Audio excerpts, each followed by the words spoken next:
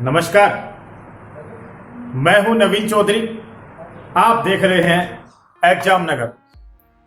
आजकल शिक्षण प्रदान करने का और शिक्षा ग्रहण करने का तरीका रातों रात बदल चुका है। महात्मा बुद्ध ने एक बार कहा था, आप कुछ अच्छा खो सकते हैं लेकिन आप कुछ बेहतर भी पा सकते हैं। अभी इसी वक्त अपग्रेड कीजिए, एग्जाम नगर के साथ जुड़िए और अपने साथियों को अवश्य जोड़िए एग्जाम नगर के साथ। आपका डिजिटल साथी।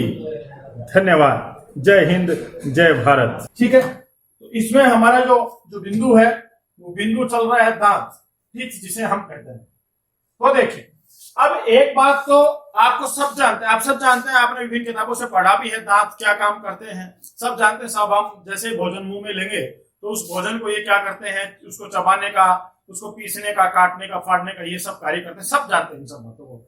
लेकिन यहां से क्या क्या संभावनाएं तो परीक्षा में प्रश्नों की हो सकती हैं, और क्या आपको इसमें से समझना बहुत जरूरी है। ये दो बातें बहुत इंपॉर्टेंट, दो तथ्य बहुत इंपॉर्टेंट जो मैं आपको समझाऊंगा, दोनों बातें मैं आपको बताऊंगा। तो सबसे पहले हम यहाँ तत्वों की बात करते हैं।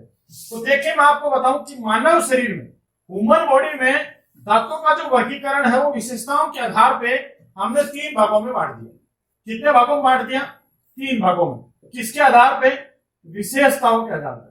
ठीक है भैया, विशेषताओं के आधार पर हमने इसे कितने भागों में डिवाइड किया है? 3 भागों में। हमने दांतों का वर्गीकरण 3 भागों में कर दिया है। ठीक है, अब देखिए किस तरीके से विशेषताओं की बात बता रहा हूं आपको। दांत जो है उनकी विशेषताओं के आधार पर हमने उनका वर्गीकरण किया है। जैसे मैं आपको बताऊं तो सबसे पहले इसकी जो विशेषता है उसे कहते हैं द्विबार दंती। उसे कहते हैं द्विबार दंती। दूसरी बात है उसे हम कहते हैं विषम दंती। और तीसरी बात जो है उसे हम कहते हैं गर्त दंती। आपको तीनों को समझना। देखिए, मैंने आपको एक बात बताई है कि दांत विशेषताओं के आधार पे उनका 3 भागों में उनका हम क्लासिफिकेशन कर देते हैं। सबसे पहला यहां हमने बोला है कि दांत जो है उस 3 प्रकार के जो पार्ट्स हमने बनाए हैं उसमें एक को हम कहेंगे द्विबार दंती, दूसरे को हम कहेंगे विषम दंती और तीसरे को हम कहेंगे गर्त दंती। तीनों को समझिए। आप कहेंगे साहब दांत 4 प्रकार के होते हैं, बताऊंगा, सारी बात बताऊंगा, आपको चिंता फिक्र करने की जरूरत नहीं है। विशेषताओं में बार बार जोर दे रहा हूं, इसलिए दे रहा हूं कि इन चीजों को समझिए। वो 4 पार्ट्स के बाद बनेंगे। क्लासिफिकेशन को समझिए, दिमाग में बैठा लीजिए। आप क्लासिफिकेशन को दिमाग में बैठा लीजिए, याद तो कभी करना ही नहीं है। आप याद, मैंने एक वीडियो पहले बताया था, याद करना और रटना 2 कार्य जिंदगी में न तो कभी हो सकते हैं और न ही आप इसको कर सकते हैं। तो आपको याद करना और रटना 2 कार्य तो करने की सोचिए ही मत, हमेशा ब्लास्ट होगा, उसके बाद में याद होगा ही नहीं। तो आपको समझना है, दिमाग में फिट करना, समझना है बस। उसको समझेंगे कैसे? हमेशा क्लासिफिकेशन बनाइए, उसका डायग्राम बनाइए, आपके विजुअल माइंड में, राइट माइंड के अंदर, राइट जो पार्ट्स है माइंड का उसमें ले जाइए, बस हमेशा के लिए फिट हो जाएगा। स्कैन कर दीजिए, कभी नहीं भूलेंगे। देखिए, द्विबार दंती की बात मैं अब आपको बताता हूं, ये मैं आपको समझाता हूं। अब ये जो 3 नाम मैंने लिखे हैं, ये तीनों नाम खुद चिल्ला चिल्ला के आपको बता रहे हैं कि साहब हमारा मतलब क्या है। याद करने की जरूरत नहीं है भाई, इसे समझिए। ये कहता है द्विबार दंती। देखिए, द्विबार का मतलब, द्वि का मतलब 2, बार का मतलब बार, और आपका जो दंती है इस दंती का मतलब क्या हो गया? दांत। यानी कि द्विबार दंती हम किसे कहेंगे? तो द्विबार दंती हम किसे कहेंगे कि मानव जीवन में दांत 2 बार आते हैं, इसलिए इन्हें द्विबार दंती कहा जाता है। बिल्कुल भी याद नहीं करना प्रिय विद्यार्थियों। ये कहता है कि जिंदगी में दांत 2 बार आते हैं, इसलिए इन्हें क्या कहते हैं? द्विबार दंती। अब देखिए, 2 बार आते हैं। अब 2 बार आएंगे तो साहब इसको समझिए कि जो दांत 1 बार आते हैं उन्हें तो हम क्या कहेंगे? दूध के दांत। क्या कहेंगे भैया? दूध के दांत। और जो दांत दूसरी बार आते हैं उन्हें हम क्या कहते हैं? Permanent teeth. यानी वो क्या होते हैं? स्थायी दांत होते हैं। तो यहां मैं लिख देता हूं कि साहब ये कैसे हैं? ये स्थायी दांत है। और ये जो दूध के दांत हमने जिसे बोला है ये कैसे हैं? अस्थायी दांत है, यानी कि ये आपके टेम्परेरी टीथ हैं। तो दोनों बातों को याद रखना है कि जो आपके दूध के दांत होते हैं इन्हें हम क्या बोलते हैं? अस्थायी दांत बोलते हैं। और जो आपके जो बाद में परमानेंट रहते हैं उन्हें क्या बोलते हैं? स्थायी दांत बोलते हैं। दोनों बातों को याद रखना है। बेसिकली 6 वर्ष तक जो है दूध के दांत, एक बार जो दांत आते हैं वो बेसिकली लगभग 6 वर्ष के बाद में सारे टूट जाते हैं, और टूटने के बाद ये दोबारा से आते हैं, और 6 महीने के बाद में ये आने प्रारंभ होते हैं। तो दो बातें आपको याद रखनी है कि पहली बात तो ये कहता है कि 6 माह के बाद तो ये क्या होते हैं, आने शुरू होते हैं जन्म के पश्चात, और बेसिकली रहते कितने कितने दिन तक हैं, 6 साल तक, यानी 6 साल 6 माह से लेके और 6 वर्ष तक ये दांत रहते हैं। उसके बाद ये टूट जाते हैं, और टूटने के बाद यही जो दांत होते हैं ये किसमें कन्वर्ट होते हैं, अब स्थायी दांत में कन्वर्ट होते हैं। ठीक है, तो आपको ये बात बिल्कुल अच्छे तरीके से समझ लेनी है। इसके बाद वो बात करता है स्थायी दांत की, परमानेंट टीथ की। तो ये जो परमानेंट टीथ यानी वो दांत जो अस्थायी दांतों के बाद में आते हैं उन्हें क्या बोलते हैं, परमानेंट टीथ या फिर स्थायी दांत बोलते हैं। यहां तक की बात आप समझ गए। उसके बाद इसे बात छोड़िए, गरत दंती में आइए। अब वो कहता है गरत दंती, इसके नाम को ही देखिए, गरत प्लस दंती। गरत यानी गरत का मतलब क्या होगा कि कोई एक आधार है, कोई बेस है, उसके जस्ट नीचे की बात, उसके नीचे की बात क्या कहला रही है, गरत। तो यानी ये कहता है कि आपके दांत किसमें है, गरत में। ये क्या कहता है कि दांत किसमें है भैया, गरत में है। तो यहां आपको बिल्कुल भी सोचने की आवश्यकता नहीं है, ये कहता है कि आपके दांत किसमें है, गर्त में। आप बिल्कुल बखूबी जानते हैं कि आपके दांत मसोड़ुओं के गर्त में, मसोड़ुओं के गर्त में दसे होते हैं, इसलिए प्रिय विद्यार्थियों इसे क्या बोलते हैं, गर्त दंती। तो याद रखना है कि आपके जो दांत होते हैं वो मसोड़ुओं के गर्त में दसे होते हैं। किसमें दसे होते हैं, गर्त में दसे होते हैं। तो आपको जो है याद रखना है कि ये जो होते हैं, ये प्रिय विद्यार्थियों आपको याद रखना है कि आपके जो मसोड़ू होते हैं ये इन मसोड़ुओं के गर्त में दसे होते हैं, और गर्त में दसे होने के कारण ही इन्हें क्या कहा जाता है, गर्त दंती कहा जाता है। बात आपको बहुत इंपॉर्टेंट याद रखनी है, ठीक है। और वो जो पार्ट होता है ना दांतों का, जो भाग आपके मसोड़ुओं के गर्त में होता है उसे गर्त कहा जाता है। दांत का वो भाग गर्त कहलाता है। याद रखना आपको इस बात को, बीच वाला भाग हमेशा ग्रीवा कहलाता है और ऊपर वाला भाग हमेशा शिखर कहलाता है। तो तीनों बातों को आपको याद रखना, ठीक है। उसके बाद अब अपना सबसे इंपॉर्टेंट जो है वो है आपका विषम दंती। तो विषम दंती को समझिए प्रिय विद्यार्थियों, ये जो विषम दंती है, ये विषम दंती, ये भी खुद कह रहा है, चिल्ला चिल्ला कह रहा है कि साहब विषम, विषम प्लस दंती मतलब दांत। ये कहता है कि दांत विषम प्रकार के होते हैं, different types of teeth in human, यानी मनुष्य के अंदर दांत जो है वो डिफरेंट टाइप्स के यानी अलग अलग प्रकार के होते हैं। और ये जो अलग अलग प्रकार की जो बात करता है ये उनके कार्य के आधार पर करता है। किसके आधार पर करता है, कार्य के आधार पर ये उनके प्रकार बताता है। तो आपको दोनों बातों में फर्क समझ लेना प्रिय विद्यार्थियों। आपने सदैव ऐसे पढ़ा है कि दांत 4 प्रकार के होते हैं, लेकिन वो जो 4 प्रकार के दांत जो आपने पढ़े हैं वो दांत उसके कार्य के आधार पर 4 प्रकार के होते हैं, 4 टाइप्स ऑफ टीथ, ठीक है। ये किसके आधार पे, ये उसके कार्य के आधार पे होते हैं, ठीक है। बेस्ड ऑन वर्क, यहां मैंने बताया है कि विशेषताओं के आधार पे दांतों का वर्गीकरण 3 भागों में किया गया है। मैंने आपको तीनों समझाया, द्विबार दंती, विषम दंती और गर्त दंती। बिल्कुल भी चिंता फिक्र करने की आवश्यकता आपको है ही नहीं। अब आगे समझिए, तो कार्य के आधार पर जो दांत होते हैं प्रिय विद्यार्थियों वो 4 प्रकार के होते हैं। कितने प्रकार के होते हैं, 4 प्रकार के। एक तो हम जिसे कहते हैं कर्तनक, दूसरा हम जिसे कहते हैं वो होता है रदनक, तीसरा जो होता है उसे हम कहते हैं अग्र चैवर्णक, और चौथा जो होता है उसे हम कहते हैं कि आपका चैवर्ण, चौथा जो आपका चैवर्ण। तो इस तरीके से आपको समझना है कि आपके जो दांत होते हैं वो कार्य के आधार पे 4 प्रकार के होते हैं। There are 4 types of teeth based on work, यानी कार्य के आधार पे दांत 4 प्रकार के होते हैं। मैंने पहला बताया आपको कर्तनक, दूसरा मैंने आपको बताया रदनक, तीसरा मैंने आपको बताया अग्रचैवर्णक, और चौथा मैंने आपको बताया चैवर्ण, ठीक है। इसे तो कहते हैं सबसे पहले वाला क्या कहते हैं, इसको इंसीजर, इसको कहते हैं कनाइन, इसे कहते हैं प्रीमोलर और इसे कहते हैं मोलर। तो आपको याद रखना है कि दांत मैंने 4 प्रकार के बताए, इंसीजर, दूसरा कनाइन, तीसरा मैंने प्रीमोलर और चौथा मैंने आपको क्या बताया है, मोलर। तो मैंने आपको 4 प्रकार के दांत बताए। अब जो बातें यहां पढ़नी थी वो हमने समझ ली, कोई दिक्कत नहीं है। जो बात हमें यहां पढ़नी थी वो भी हमने समझ ली।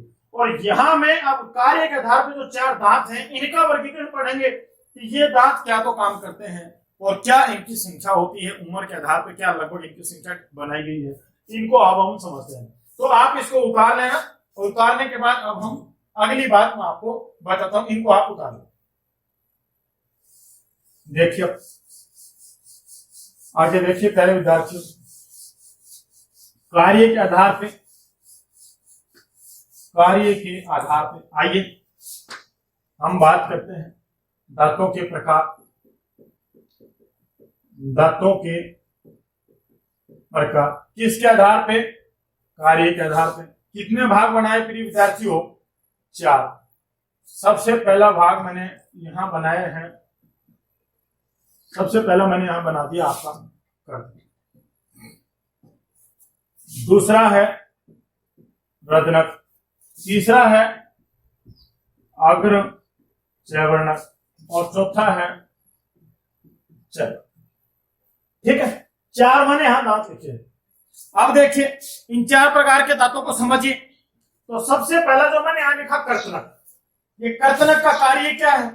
तो कर्तनक तो जो है वो कार्य करता है काटने का। किसका कार्य करता है? काटने का। और दूसरा किसका काम करता है? ये चीरने का। दूसरी बात है रदनक क्या काम करता है? ये फाड़ने का कार्य करता है। क्या काम करता है? फाड़ने का कार्य। उसके बाद ये जो 2 दांत होते हैं ये दोनों ही चबाने और पीसने का कार्य करते हैं। चबाने और पीसने का कार्य करते हैं। यानी आपको देखना है, आपसे परीक्षा में एक आसान सा छोटा सा सवाल पूछेगा कि बताइए कर्तनक का कार्य क्या है, तो आप बताएंगे साहब ये काटने का काम करता है। आपसे सवाल पूछेगा साहब रदनक का क्या कार्य है, आप बताएंगे साहब ये फाड़ने का काम करता है। आपसे सवाल पूछेगा बताइए अगर चैवर्णक का काम क्या है, तो आप बताएंगे साहब ये चबाने का काम करता है, पीसने का काम करता है। और चैवर्णक का काम भी चबाने और पीसने का ही होता है। आइए देखिए इसे समझते हैं। एक फिल्म में आपने एक डायलॉग सुना होगा, एक फिल्म में सनी देओल डायलॉग मारता है कि वो क्या कर देगा कि आपको काट देगा, चीर देंगे, फाड़ देंगे और चबाकर पीस करके खा जाएंगे। क्या डायलॉग बोलता है कि काटेंगे, चीर देंगे, फाड़ देंगे और चबाकर पीस करके खा जाएंगे। तो देखिए आपके दांत भी यही बात बोलते हैं, चिल्ला चिल्ला करके बोलते हैं कि सबसे पहले मेरे पास लेकर आप भोजन को, यही बात बोलते हैं। क्या करेगा? काट देगा। उसके बाद क्या करेगा? फाड़ देंगे। फिर क्या करेंगे? चबाएंगे और पीस करके खा जाएंगे। भोजन यहां से पीस करके नीचे चला जाएगा। तो बिल्कुल भी सोचने की जरूरत नहीं है, काट देंगे, चीर देंगे, फाड़ देंगे और चबाकर पीस करके खा जाएंगे। तो आपको दांतों का कार्य जो है वो हमेशा के लिए याद हो जाएगा। अब दूसरी बात है, इसके कार्य के बाद मैं कुछ संख्या के संदर्भ में जिक्र कर लूं। तो इसको तो क्या बोलते हैं? इंसीजर, आई से लिख दूं। इसको क्या बोलते हैं? रदनक, रदनक को क्या बोलते हैं? कैनाइन, सी से लिख दूं। इसे बोलते हैं प्रीमोलर, तो पी एम से लिख दिया। पी बड़ा, मैंने एम छोटा लिखा है। और यहाँ इसको बोलते हैं मोलर, क्योंकि मैंने एम यहाँ बड़ा लिख दिया है। यहाँ बड़ा लिखता तो वो मैच कर जाता। अब देखिए अब इसको समझते हैं। अब सबसे इंपॉर्टेंट जो बात यहाँ करनी है वो संख्या की बात करनी है। यानी प्रतियोगी परीक्षाओं में जो सवाल आपसे पूछता है वो सवाल आपसे दांतों की संख्या को लेकर के पूछता है। आइए इसको मैं आपको समझाता हूं। अब देखिए भैया, इसको मैं मिटाता हूं, अब आपको संख्या समझाता हूं। एक बात तो आप अपने दिमाग में क्लियर करो कि आपके मुख में ये ऊपर का जबड़ा और ये कहां का है? ये नीचे का जबड़ा। यानी आपके मुख में मैंने ये दो ऊपर और नीचे का ये जबड़ा बना दिया। आप जानते हैं कि आपके मुख में बिल्कुल यहां बीचों बीच से, यहां बीचों बीच और यहां भी बीचों बीच से ये जो दांत है 1 नंबर का और इधर के 1 नंबर का जो दांत है, ये दोनों ही दांत एक जैसे होते हैं। 2 नंबर का दांत इधर भी 2 का, ये सेम होते हैं। याद रखना यही 1 नंबर 2 नंबर यहां भी होते हैं और इनके भी सेम होते हैं और इनके भी सेम होते हैं। तो आपको याद रखना है कि जिस नंबरिंग से यूं जाएगा उसी नंबरिंग से ये यूं जाएगा और जिस नंबरिंग से यूं बढ़ेगा उसी से ये यूं बढ़ेगा। ये दांत इसके समान होंगे, यही दांत प्रिय विद्यार्थियों इसके भी समान है और यही दांत इसके भी समान है।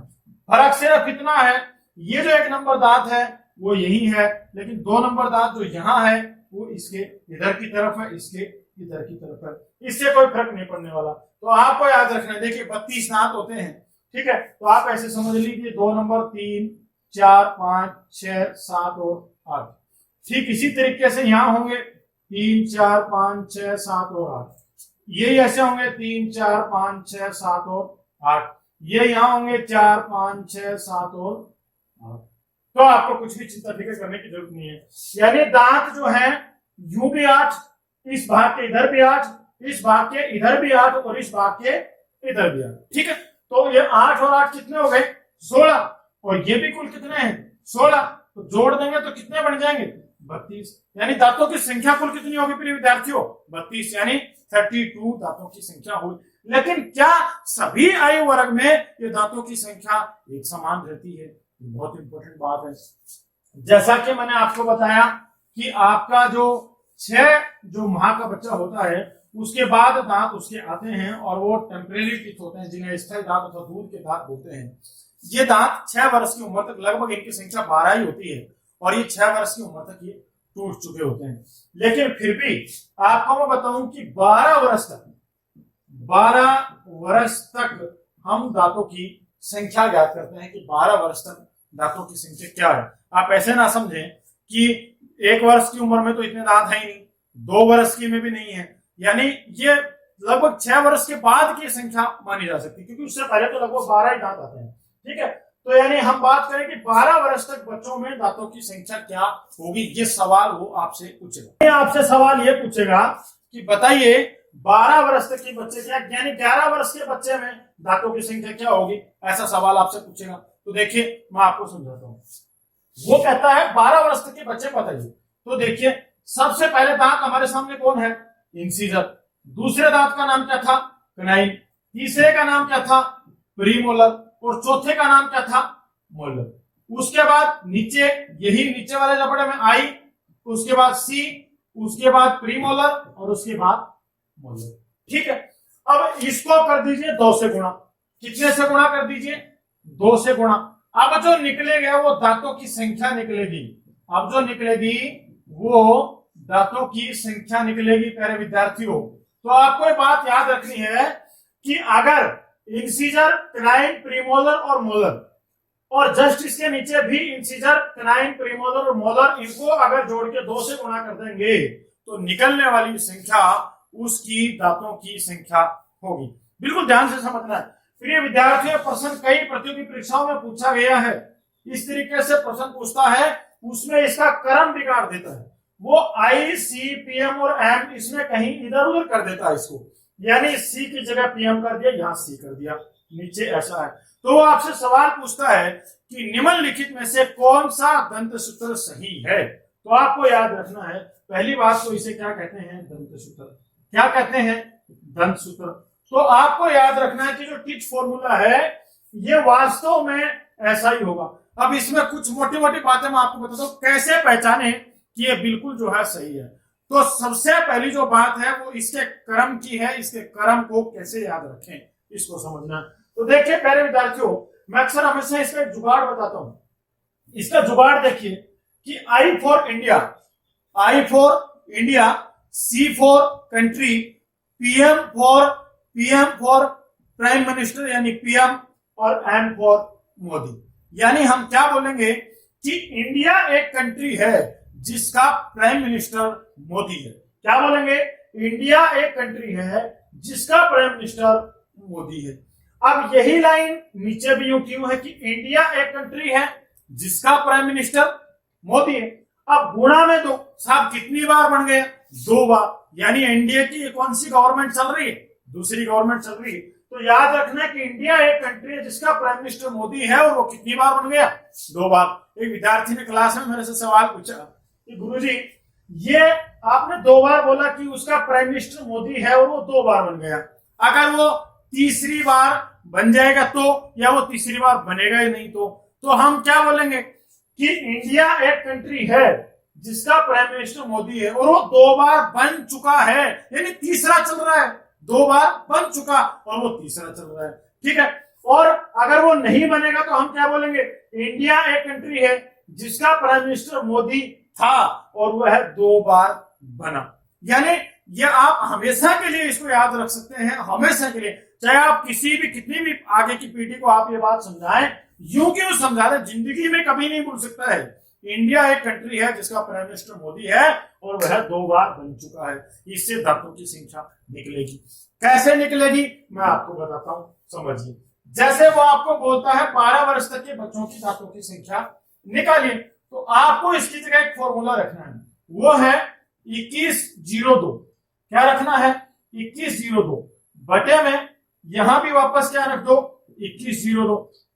मतलब आई की जगह उसने क्या रखा, 2, सी की जगह क्या रखा 1, पीएम की जगह क्या रखा 0 और एम की जगह क्या रखा 2। इससे पहले मैं आपको बात बता रहा था कि ये कैसे कैसे इसको दिमाग में रखें। तो एक बात तो मैंने इसका जुगाड़ बता दिया। दूसरा जुगाड़ ये है, याद रखना प्रिय विद्यार्थियों, कि जो बात वो ऊपर लिखेगा वही वो नीचे भी होनी चाहिए, तभी आपका दंत सूत्र सही होगा।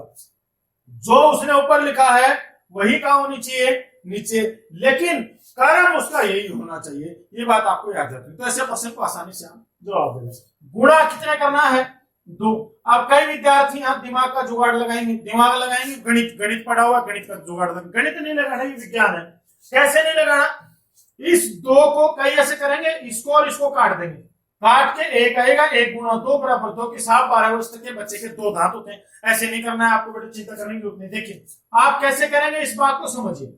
आपको क्या करना है कि इस 2 में इनको सबको जोड़ना है। इस 2 में 1 को जोड़िए, कितने बने 3, 3 0 कितने हो गए 3, और 3 और 2 कितने हो गए 5।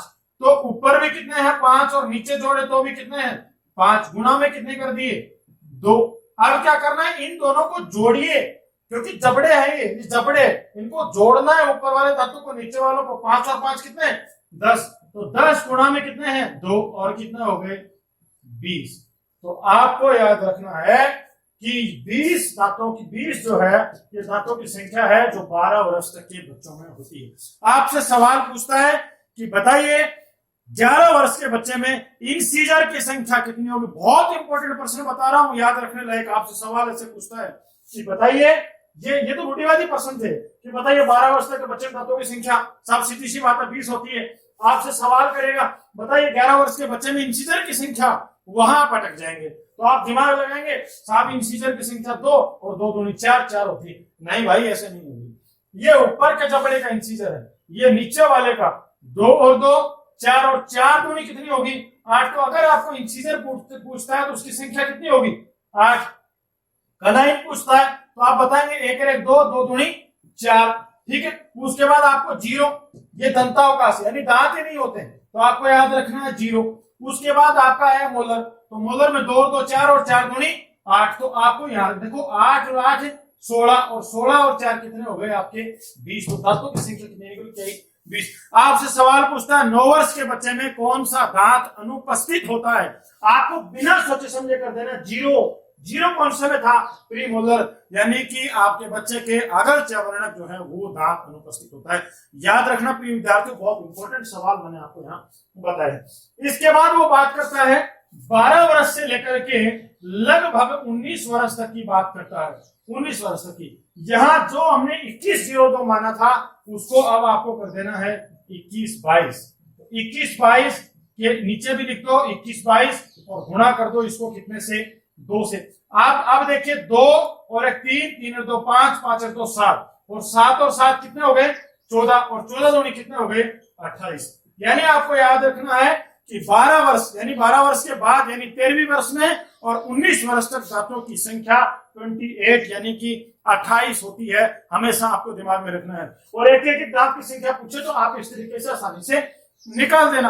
अब देखिए बहुत इंपॉर्टेंट बात है कि 19 वर्ष के बाद, ठीक है, यानी 19 वर्ष के बाद की बात करता है, तो आपको याद रखना है कि 21 23 बटे 21 23 गुणा में 2। देखिए पहले विद्यार्थियों 2 और 1 3, 3 और 2 5, 5 और 3 8, 8 और 8 16, 16 दूनी 32, यानी 28 और 32। अगर यहाँ देखें कि 19 वर्ष तक दांतों की संख्या कितनी थी 28 थी। अब कहता है कि इसके बाद आफ्टर 19 इयर्स के बाद वो कहता है तो बढ़ गई कितनी 32, यानी कितने का फर्क आया 4 का। कितने का फर्क आया 4 का। ये जो 4 होते हैं इन चारों को अक्कल दाढ़ बोला जाता है। क्या बोला जाता है इन्हें अक्लदाड़ बोला जाता है, यानी कि इन्हें विजडम टीथ कहा जाता है। विजडम टीथ यही चार होते हैं। अब कई लोग बोलेंगे साहब ये 22 वर्ष की उम्र में आता है, 23 वर्ष की उम्र में आता है। ये जब भी आता है सामान्यतः उसके बाद के लिए हम 21-23 इस्तेमाल करेंगे और उससे पहले हम किसे करेंगे 21-22 को इस्तेमाल करेंगे।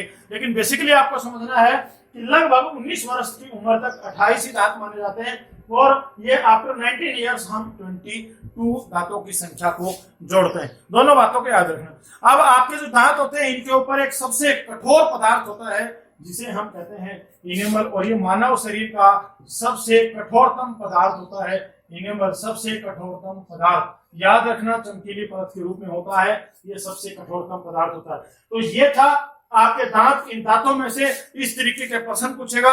सारी बातों को याद रखना है, बिल्कुल कोई चिंता फिक्र नहीं करनी है। सारे को ढंग से अपनी कॉपी में उतार लीजिए, समझ लीजिए, वीडियो को बार बार चलाइए, चला करके समझिए और समझ करके इसे उतार लीजिए, ठीक है। इसके बाद अब हम बात करते हैं किसकी, अपनी ग्रसनी की बात करते हैं। जीवा मैंने आपको बताया सेंस ऑर्गन्स में पढ़ाऊंगा, आगे जब समेत गहराई अंग आएंगे वहां वो आएगी तो वहां हम उसको पढ़ाएंगे। इसके बाद अगली जो बात करते हैं वो आती है हमारी ग्रसनी। अब हम किसे पढ़ेंगे, ग्रसनी को पढ़ेंगे। आइए देखते हैं ग्रसनी के संदर्भ में।